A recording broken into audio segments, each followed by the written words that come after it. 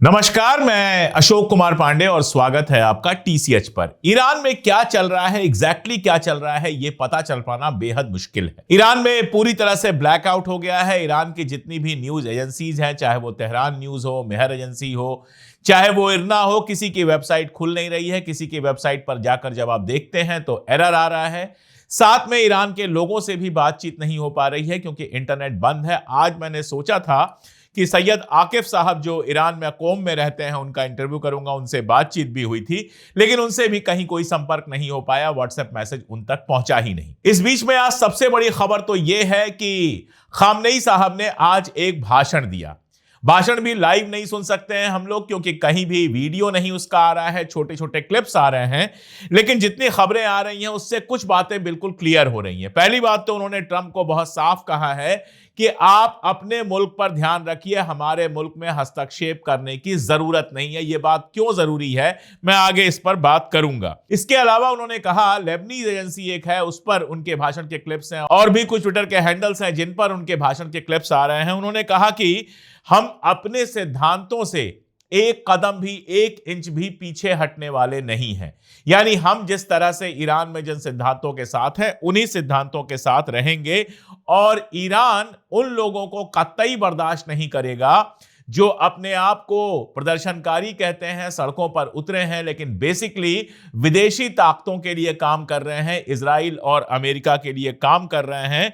जो लफ्ज इस्तेमाल किए गए वो है मर्सिनरीज फॉर फॉरेनर्स, यानी विदेशियों के लिए मर्सिनरी के रूप में काम कर रहे हैं। ये विदेशी कौन है ये समझना मुश्किल काम नहीं है। अमेरिका और इजराइल, सीआईए और मोसाद रोल प्ले कर रहा है ईरान में जो कुछ चल रहा है उसमें। खामनेई ने ट्रंप को चेताया भी कि सारे डिक्टेटर, सारे तानाशाह एक दिन खत्म हो जाते हैं। जब वो समझते हैं कि सबसे ताकतवर हैं उसी दिन खत्म हो जाते हैं। और ट्रंप को भी जो लग रहा है कि उसके पास बहुत ताकत आ गई है तो वो भी जल्दी ही खत्म हो जाएगा। ट्रंप को एक सेटबैक तो बड़ा लगा है वेनेजुएला को लेकर। वेनेजुएला पर आगे हमला वो नहीं कर पाएगा जब तक कैबिनेट, जब तक पूरी संसद उसको मंजूरी नहीं देगी। जो प्रपोजल था संसद के अंदर, सीनेट के अंदर, वो गिर गया है, वो ट्रंप के खिलाफ गया है।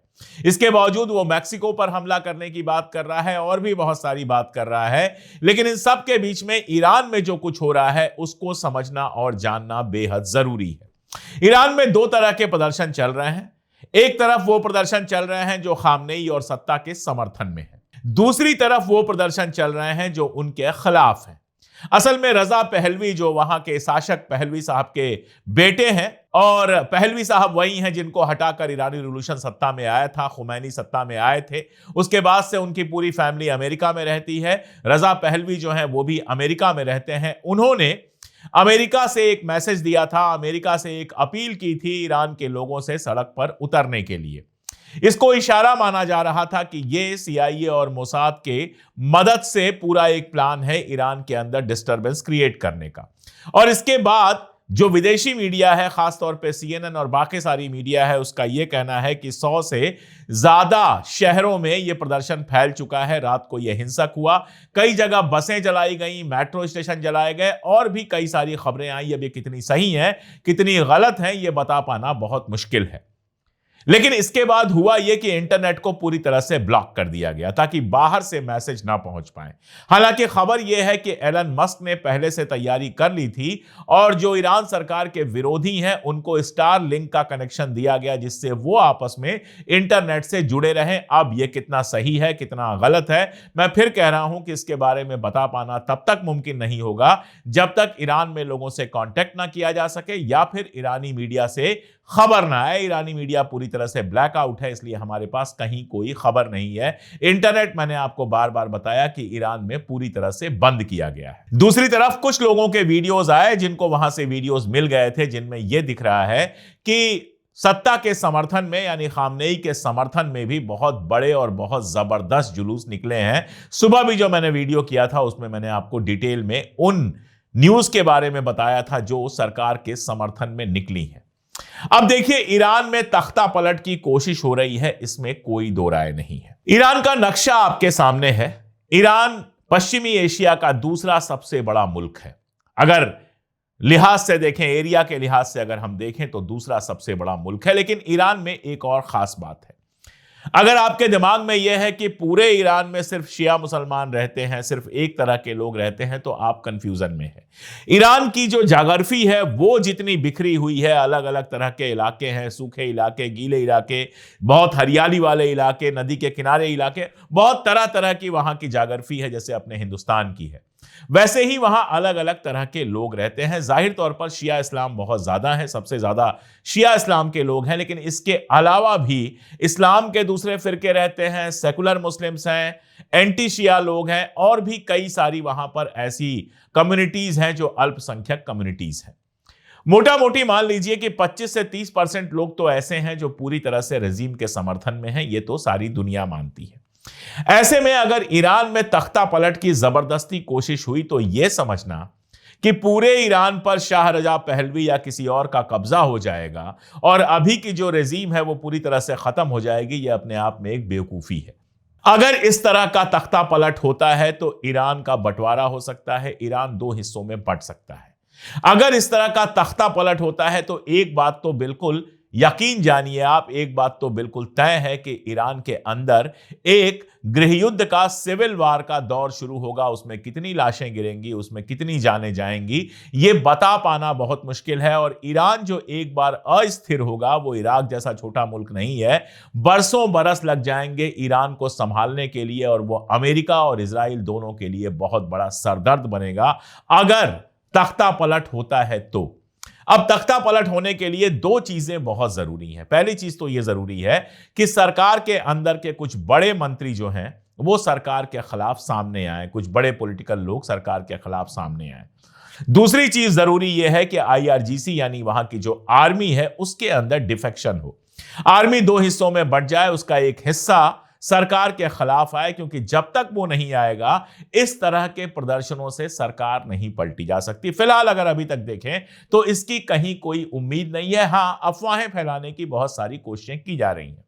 जैसे अरगाची इस समय गए हुए हैं लेबनान। जो घोषणा की गई वो यही कि लेबनान में जो हिजबुल्लाह का डिसआर्मिंग वाला पूरा काम चल रहा है, हथियार छीनने वाला पूरा काम चल रहा है, उसके चलते वहां कुछ पॉलिटिकल एक्टिविटीज के लिए, डिप्लोमेटिक एक्टिविटीज के लिए, लेबनान की गवर्नमेंट से बातचीत के लिए अरगाची गए हुए हैं, जो एक बेहद नॉर्मल सी बात है। अब पूरे इंटरनेट पर एक खबर फैलाई गई कि अरगाची तो पूरी फैमिली के साथ गए हुए हैं, उनके बेटे, बेटी, बीबी सब लोग वहां गए हुए हैं, और दरअसल वो डिफेक्ट करना चाहते हैं ईरान से, यानी कि बेरूत में वो बसना चाहते हैं। अगर देखें तो ये कोई बहुत मुश्किल काम नहीं है। बेरूत में इजराइल के समर्थक, अमेरिका के समर्थक लोगों की कोई कमी नहीं है, और अगर अरगाची जैसा बड़ा नेता डिफेक्ट करता है तो जाहिर तौर पर उसको शरण बेरूत में मिल जाएगी। इसमें कोई दो राय नहीं है। हालांकि सोचने वाली बात है कि अरगाची को अगर डिफेक्ट करना होता तो वो बेरूत क्यों जाते, लेकिन कहा हर जगह यही गया कि लेबनीज अखबारों ने ऐसा लिखा है। उसके बाद मैंने लेबनान के अखबार तलाशने शुरू किए। किसी अखबार में मुझे यह खबर नहीं मिली। जो इंटरनेशनल अखबार हैं, लोकल जो निकलता होगा मैं नहीं जानता, लेकिन जो इंटरनेशनल अखबार हैं, जो अंग्रेजी में आसानी से अवेलेबल हैं, उनके किसी की वेबसाइट पर यह खबर नहीं मिली कि अरगाची डिफेक्ट करके लेबनान जाने वाले हैं। यही खबर मिली कि वहां पर वहां के राष्ट्रपति से, वहां के प्रधानमंत्री से, वहां के डिप्लोमेट से वो मुलाकात कर रहे हैं ईरान लेबनान रिलेशंस के लिए। तो यह पूरी तरह से अफवाह हो सकता है, नहीं भी हो सकता है। अरगाची के डिफेक्शन की फिलहाल कोई कंफर्म न्यूज नहीं है, लेकिन इस तरह की अफवाह लगातार फैलाई जा रही है। जहां तक आईआरजीसी आर्मी का सवाल है, अभी तक कोई अफवाह भी ऐसी सामने नहीं आई है कि आर्मी ने किसी भी तरह का डिफेक्शन हुआ है, आर्मी में किसी भी तरह का दुराव हुआ है, आर्मी के अंदर कोई भी बंटवारा हुआ है। और यकीन जानिए, जब तक आर्मी के अंदर बड़ा बंटवारा नहीं होगा तब तक ईरान की सत्ता पर कब्जा कर पाना बेहद मुश्किल होगा। अब चलते हैं शाह रजा पहलवी पर। अल जजीरा पर एक खबर है, और वो खबर यह बताती है कि ट्रंप ने फिलहाल शाह रजा पहलवी से मिलने से मना कर दिया है, और ना केवल मिलने से मना किया है बल्कि उनको अच्छा आदमी भले बताया है। अच्छा आदमी तो वो मोदी को भी बताते हैं, लेकिन उन्होंने कहा कि राष्ट्रपति के रूप में मेरा उनसे मिलना सही नहीं होगा। मुझे लगता है कि हमको सबको मैदान में उतरने देना चाहिए और देखना चाहिए कौन उभरता है। मुझे यकीन नहीं है कि ऐसा करना उचित होगा। यानी डोनाल्ड ट्रंप ने रजा पहलवी से मिलने से इनकार कर दिया है। इस समय डोनाल्ड ट्रंप के रजा पहलवी से मिलने का मतलब क्या होता? मिलने का मतलब बहुत साफ होता कि ईरान के अगले राष्ट्रपति के रूप में वो रजा पहलवी को प्रमोट कर रहे हैं। तो ट्रंप ने ऐसा करने से इनकार कर दिया है, यानी बहुत साफ है कि अमेरिका यह जानता है कि रजा पहलवी के पास वो सपोर्ट सिस्टम नहीं है जो ईरान में उनको एस्टेब्लिश कर सके। इसके कई सारे कारण हैं। रजा पहलवी कभी भी ईरान में रहे नहीं। उनके बाप चले गए थे भागकर अमेरिका, और वो अमेरिका में ही सारी जिंदगी रहे हैं। उनके यार दोस्त परिवार सब का सब अमेरिका में ही है। जिंदगी में कभी उन्होंने ईरान का कोई इलाका देखा नहीं है। उनकी वाइफ के बारे में जो बातें की जाती हैं वो सब चूंकि बहुत पर्सनल बातें हैं तो मैं अपने चैनल पर नहीं करूंगा, लेकिन एक लाइन में समझ लीजिए कि उनकी लाइफ स्टाइल जो है उसको लेकर बहुत सारे क्वेश्चंस हैं। अब उस लाइफ स्टाइल के साथ ईरानी उनको एक्सेप्ट करेंगे या नहीं करेंगे, ये सवाल है ही नहीं, क्योंकि सब जानते हैं ईरान के अंदर रजा पहलवी को लेकर कोई खास बड़ा समर्थन नहीं है। तो खामनेई को हटाकर रजा पहलवी को गद्दी पर बिठाने का जो इजरायली प्लान है वो अभी से गड़बड़ होता लगता है। ट्रंप के पास, देखिए हमारे पास खबरें नहीं आ पाती हैं, लेकिन ट्रंप के पास तो सारी खबरें जा रही होंगी, और वो अभी तक इस बात की ताकीद कर चुका होगा कि ईरान के अंदर रजा पहलवी के कहने पर कोई खास सपोर्ट नहीं मिल रहा है। मोसाद के एजेंट्स की वजह से जो गड़बड़ियां हो रही हैं वो हो रही हैं, और ईरानी आर्मी अब उसको कंट्रोल करने की पूरी तरह से कोशिश कर रही है। इसी के अगर बिल्कुल सामने आप देखें, इसी के बरक्स आप देखें तो ईरान की सत्ता के समर्थन में, खामनेई के समर्थन में भी बहुत बड़े जुलूस निकले हैं, यानी सत्ता ने पूरी तरह से अपना समर्थन खोया नहीं है। मैंने आपसे कहा कि अगर कम से कम करके देखें तो 25-30% लोग अगर सत्ता के साथ हैं तो ये बहुत बड़ी आबादी है, और बाकी आबादी बटी हुई है, तो सत्ता से खामनेई को हटा पाना फिलहाल पॉसिबल नहीं होगा। फिर भी अभी देखना होगा, हमें इजराइल और अमेरिका की ताकत को कम करके आंकना तो बिल्कुल ही नहीं चाहिए। उन्होंने बहुत सारा दुनिया में बहुत सारे मुल्कों में तख्ता पलट किया है। ईरान अपने तरीके से अलग मुल्क है, बहुत बरसों से वहां कोशिश हो रही है, अभी तक सफल नहीं हुए।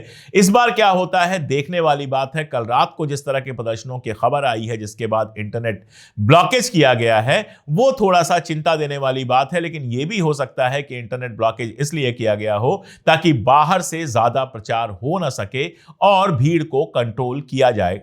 देखते हैं क्या होता है फाइनली। मुझे लगता है कि एक आध दिन में खबरें और साफ होके आएंगी। उधर अगर सीरिया को देखें तो सीरिया के अलेप्पो में अब तो खैर समझौता हो गया है, सीज फायर की खबर आ रही है, लेकिन कुर्दों और सीरिया की जो गवर्नमेंट है, अल-शरा की जो गवर्नमेंट है, उसके बीच में सीधी लड़ाई और बड़े हथियारों के साथ लड़ाई की खबर आई है। और ये इसलिए इंपॉर्टेंट है कि कुर्दों ने समझौते की बात की थी। कुर्दों ने यह कहा था कि हम समझौता कर रहे हैं, और इसमें भी अगर आप जोड़ दीजिए कि टर्की की गवर्नमेंट ने यह कहा कि अगर कुर्दों के खिलाफ सीरिया की गवर्नमेंट हमारी मदद चाहती है तो हम मदद को तैयार हैं। आप जानते हैं कि कुर्दों का सारा जो संघर्ष है, कुर्दों की जो सारी आर्मी है, वो खड़ी की थी टर्की ने। जब अपनी मनपसंद सरकार सीरिया में बन गई तो उन्होंने हथियार डलवा दिए और समझौते की घोषणा की, लेकिन लगता यह है कि नई सरकार से भी कुर्द सेटिस्फाई नहीं है। फिलहाल अलेप्पो में जरूर समझौता हो गया है, लेकिन आगे क्या होगा यह कह पाना मुश्किल है। तो मिडिल ईस्ट में एक के बाद एक बवाल लगातार चल रहे हैं। अब चलते हैं सऊदी अरबिया और यूएई के बारे में। मैं आपको बहुत डिटेल में बता चुका हूं कि यमन के अंदर यूएई के असर वाला जो इलाका था वो सऊदी अरबिया ने पूरी तरह से खाली करवा दिया है, और यूएई सपोर्टर जो वहां का लीडर था वो भागकर आबू धाबी गया है, ऐसा कहा जा रहा है, ऐसा आरोप लगाया जा रहा है सऊदी अरबिया द्वारा। इन सब के बीच खबर यह आ रही है कि सऊदी अरबिया यूएई में तख्ता पलट करना चाहता है। यूएई आप जानते हैं यूनाइटेड अरब अमीरात है, जिसमें कई अमीरात हैं। वो अभी जो वहां के शासक हैं उनको हटाकर किसी और अमीर को वहां का शासक बनाना चाहता है, जो इजराइल के हाथ में वैसे ना खेले जैसे ये खेल रहे। और इन सब के साथ अगर ये खबर आप और जोड़ दीजिए कि सोमालीलैंड को जिस तरह से इजराइल ने समर्थन दिया है, उसके खिलाफ अरब और नान अरब ढेरों मुस्लिम देशों ने एक साथ एक बयान जारी किया है और इसकी तीखी भर्त्सना की है, और सोमालीलैंड को किसी भी तरह से समर्थन देने से इनकार कर दिया है। सऊदी अरब पहले ही कह चुका है कि जो सोमालीलैंड को मान्यता देगा उसको हम सीधे अपना दुश्मन मानेंगे। तो पूरे मिडिल ईस्ट में एक बार फिर से खलबली मची हुई है, और इन सब के बीच गजा पर लगातार हमले जारी हैं।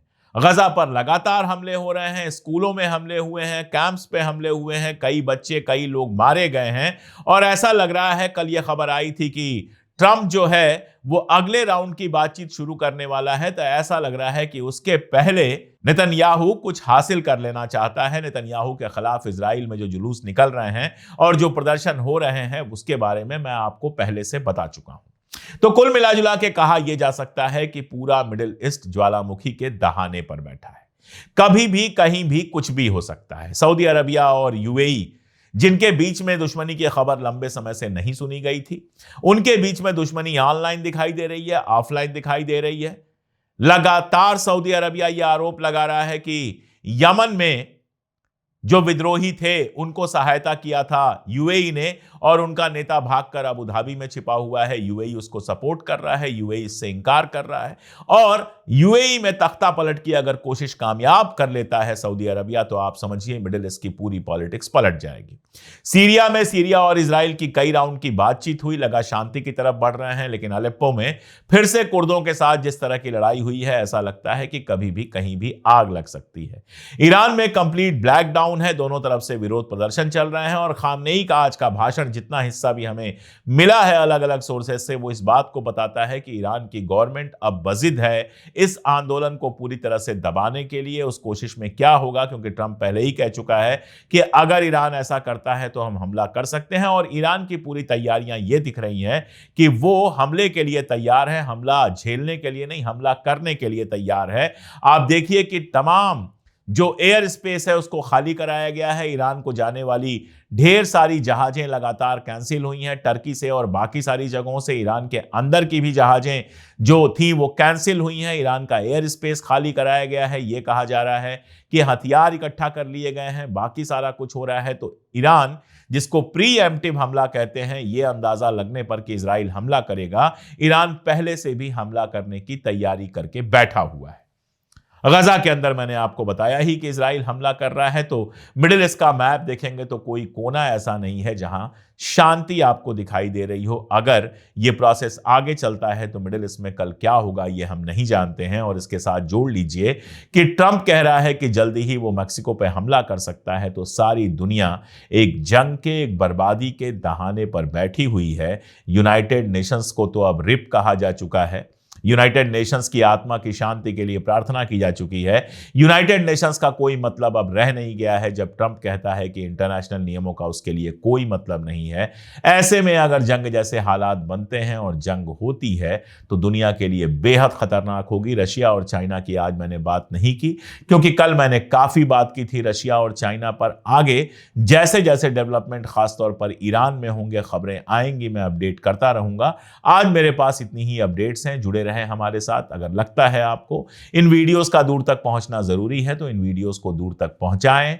जुड़े हमारे साथ, मेंबरशिप ले सकते हैं। क्यूआर कोड जो दिख रहा है उसको स्कैन करके आप हमारी मेंबरशिप ले सकते हैं, सुपर थैंक्स दे सकते हैं। और अगर ये सब मुमकिन ना हो तो कम से कम चैनल को सब्सक्राइब तो जरूर कर सकते हैं। आज के लिए इतना ही, बहुत शुक्रिया।